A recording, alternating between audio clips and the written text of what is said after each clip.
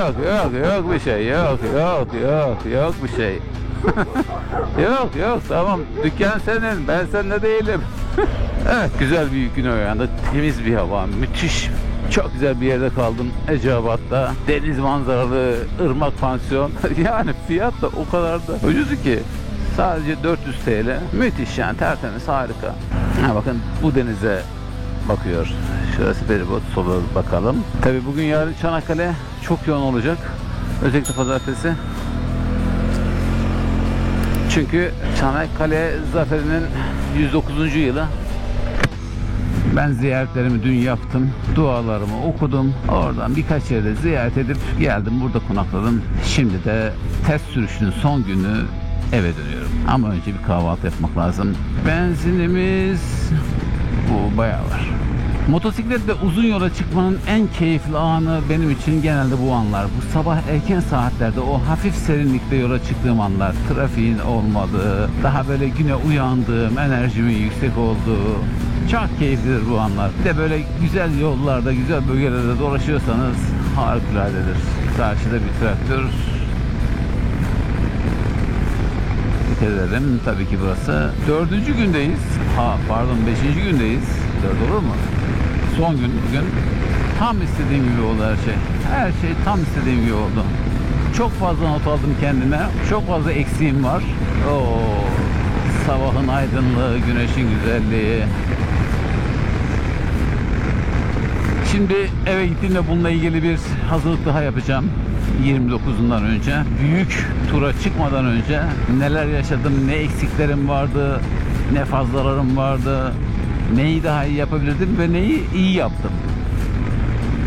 Hem motorla ilgili, hem eşyalarla ilgili, hem yolla ilgili, kıyafetlerimle ilgili, kameralar, kayıtlar, sesler, o konuda bayağı şey öğrendim yani. Bunu orada yapmamak lazımmış. Çok net yani. Çekiyorum videolarda ses yok. Allah'ım yarabbim, niye olur bu? Kurcalaya hata yapa öğrendim. Evet, hayatta böyle ya. Hata yapa size öğretiyor her şey. Yani hatayı hayat yapmıyor. Biz yapıyoruz tabii ki. Sonra da diyorlar ki BMW'ciler selam vermiyor. Vallahi selam verdim, çocuklar selam almadı. Yani ben de gerçi görüyorum vermeyenler ama Avrupa'da bu konuda çok iyi. Ya eliniz şu işareti yapmadan aşağı inmiyor bir türlü. Sürekli bu işarettesiniz. Bütün motorcular birbirlerini selamlıyor. Hiç fark etmiyor. Ne kadar güzel bir gelenek yani. Bizde ise yok. Şey gibi, hani kendi cinsini görürse selam verenler gibi. BMW'yi gören BMW selam veriyor. Şimdi tabi lastikler soğuk, zemin soğuk. Yani çok da öyle şey etmemek lazım değil mi? Biraz daha itidallı. Yerler ıslak değil ama soğuk. Şu anda hava 9 derece. Ha bir de neyi öğrendim? Şunu öğrendim. Soğuğa daha hazırlıklı olmalıyım. Yani ben ya daha az yük olsun babında eşyaları azaldım ama yani daha doğrusu diplere koydum. Değil. Yani sabahları hakikaten serin oluyor. Birçok bölgede böyle olacak. Daha fazla eşya alacağım anlamına gelmiyor. Ama yarlık, hafif ince kazak ve benzeri şeyleri daha yukarılarda tutmam lazım. Yani çöl ikliminde bir yere gitmiyorsam şayet. Bomboş yollar. İşte sabah yolculuğun en güzel yönlerinden birisi bu. Burası şimdi öğlene doğru ne olacak Allah bilir. Aha. Burası mı? Bir kere bakalım.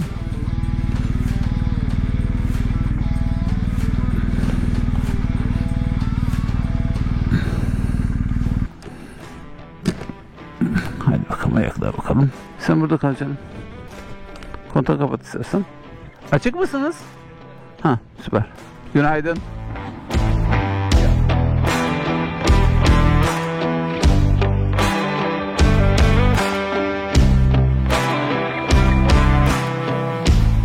Evet, mükemmel bir yerde kahvaltı yaptım.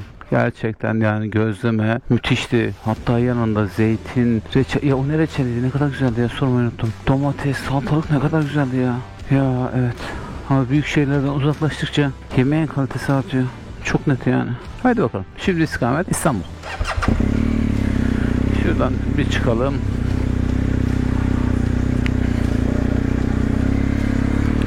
Tabi her zaman önce bir durup bakmak lazım değil mi? Sağ.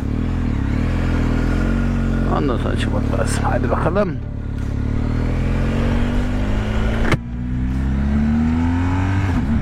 Yani bu da şunu gösteriyor ki tavsiyeyle gittiğin zaman inanılmaz güzel şeyler yapıyor. Dün tesadüfen Çanakkale Eceabat feribotunda tanıştığım Volkan, o da bir motorcuymuş. Bana kalacak yer önerdi, pansiyon. Çok temizdi, çok güzeldi.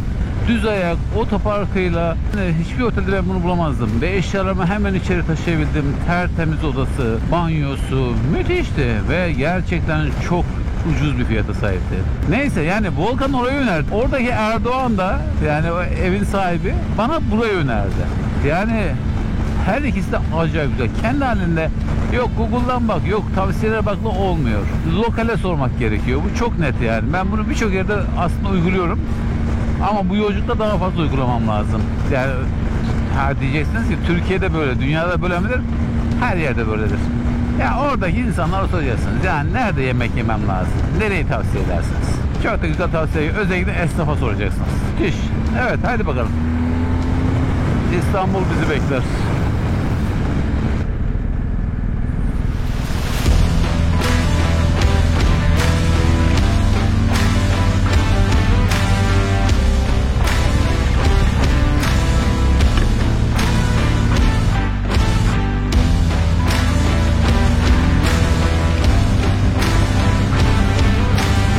Bu yol sadece gidiş ama öyle duruyor ki sanki her an karşıdan birisi gelecek gibi. O yüzden neme lazım. Bir tane akşamdan kalma Trakalı kardeşimiz buraya terse girer. Vay artılar.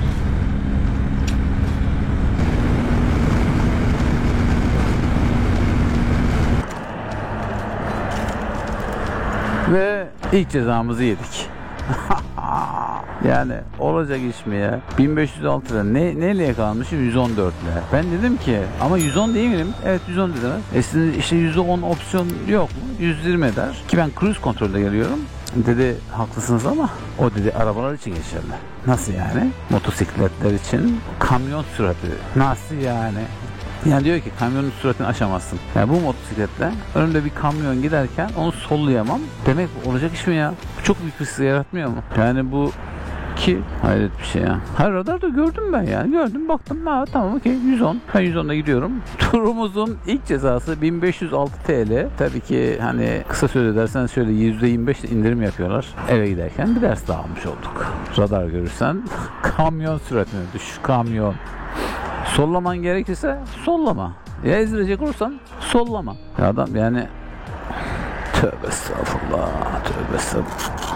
Diyor ki bana ya bu kamyon sollaman gerekirse de şey yap diyor. %10 zaten 90'dan 99'a. Ya bu kadar seri araçların hız limiti kamyonla aynı olamaz yani. Kimse kusura bakmasın. Bunu düzeltilmesi lazım. Birader sen bunu ilk defa mı duydun? Bilmiyor muydun böyle olduğunu? Yani motosikletlerin süratinin kamyonlarla aynı olduğunu bilmiyor muydun? Duymadın mı hiç? Tabii ki duydum. Bilmez olur muyum? Ama yüzde gelince daha gelmedim. Sevgili kamyon. Devam ki.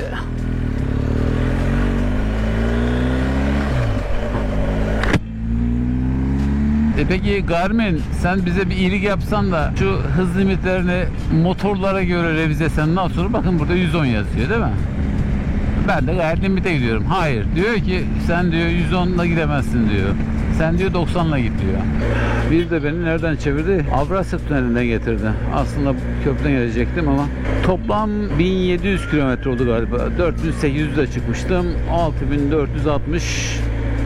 Yani bu da demektir ki 6500 desek evet 1700 kilometrelik bir test sürüşü yapmış olduk. 4 gün 1700 kilometre. Daha doğrusu 4 gece 5 gün diyelim. Salı günü çıkmıştım. Ankara'dan Ankara'ya, Ankara'dan Bursa'ya, Bursa'dan Babakale'ye, Babakale'den Çanakkale'ye, Çanakkale'den Tekirdağ üzerinden tekrar İstanbul'a. Tam bir Marmara Denizi'nin etrafında Ankara'ya uzanarak dönmüş olduk.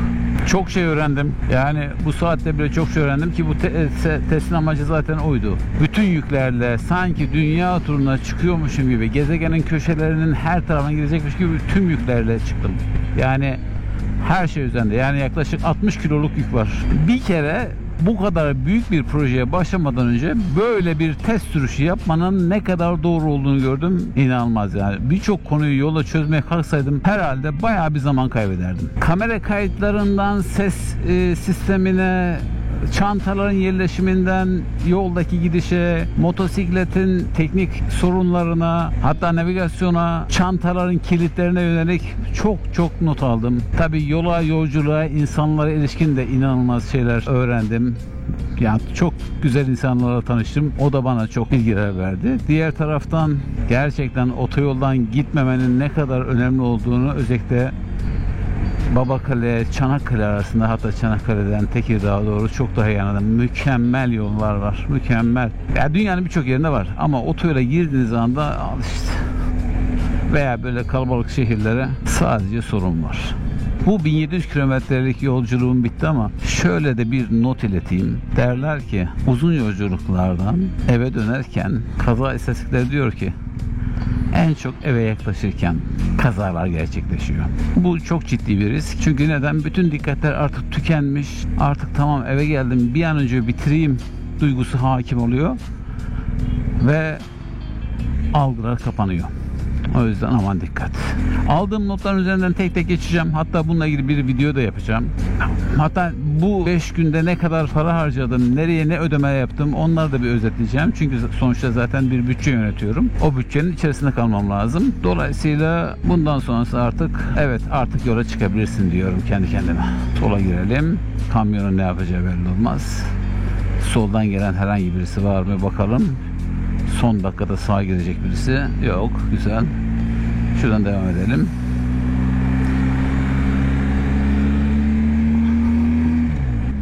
GS ile ilgili bir şey söyleyeyim. Yani inanılmaz rahattım. İnanılmaz. Yani hiç yorulmadım. Ki hedeflediğim benim normalde çıkacağım projedeki günlük ortalamam bunun çok altında olacak. Bu test sürüşü olduğu için isterseniz şu trafiği hiç özlememişim ve de hiç özlemeyeceğim. Yani ya motorla bile eziyet şu anda bu trafik ya. İnanır gibi değil. Bak görüyor musun? Nasıl? Ukalaca bir de yani. Ben diyor hiç kimseyi sallamam diyor. Gelirim buradan girerim diyor. Terbiyesiz. Yağmur atıyor. Ah evet yağmur test ettim ya. En önemli testlerin biri oldu. Ankara'dan çıkıp Bursa'ya giderken o Eskişehir'e gelmeden ve Eskişehir sonrasında inanılmaz sağanak bir yağışa yakalandık. Ankara'dan çıkarken bulutlara baktığımda dedim ki pek yağmur göstermem ama ileride yağmur bulutları var. Onun da ne kadar önemli olduğunu anladım. Bir şey olmaz ya yolda yağmurluk yerim demeye kalksam baya sıkıntı olacaktı. Bu arada navigasyon zannediyor ki daha doğrusu interkom Siri veya ona bir şey soruyorum. Hayır sana bir şey sormuyorum Siri. No. Tabii yağmurun bu kadar sağanak yağışta aynı zamanda çantalara ne olacağı önemliydi. Ve hiçbiri su sızdırmadı. Çantalar müthiş. Şimdi bütün bunların hepsinin üzerinden tek geçeceğim. Neleri revize edeceğim, neler daha almam lazım, neleri bırakmam lazım. Ondan sonra 29 Mart'a hazırlanacağız.